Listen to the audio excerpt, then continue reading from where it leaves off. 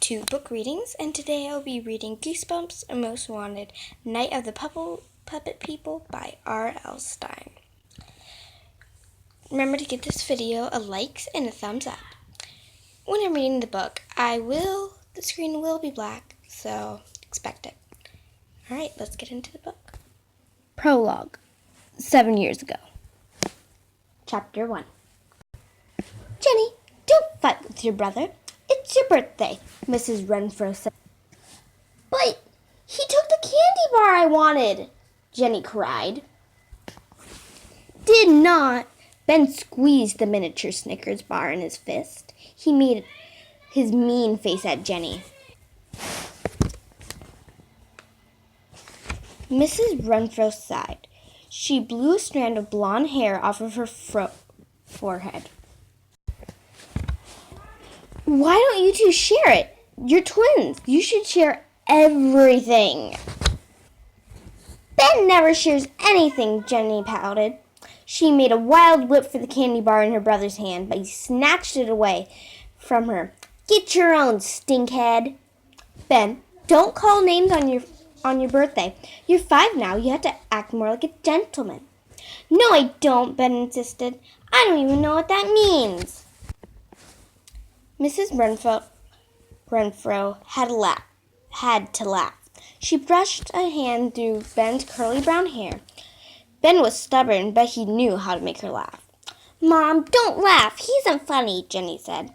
Jenny loved scolding her mother, and she was seldom let Benny bully her. Even though they were twins and looked alike, Jenny was already an inch taller than her brother. Mrs. Renfro heard a shout and turned to the sound.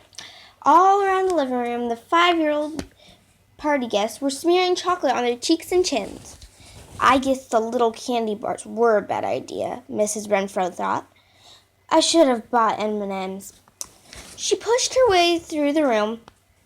What was all the shouting about? She asked. Anna Richards, in a furry pink party dress, pointed to the chubby boy with the short black hair at the coffee table.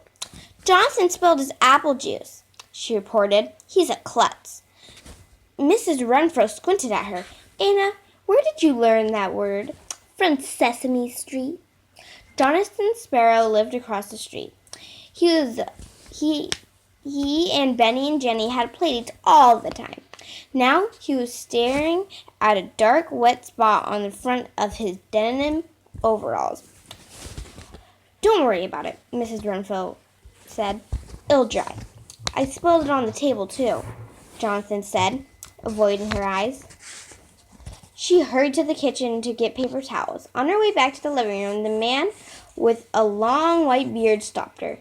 He wore a silky purple robe that came down to the floor, a tall pointed red cap, and he had a long purple scarf wrapped around his neck.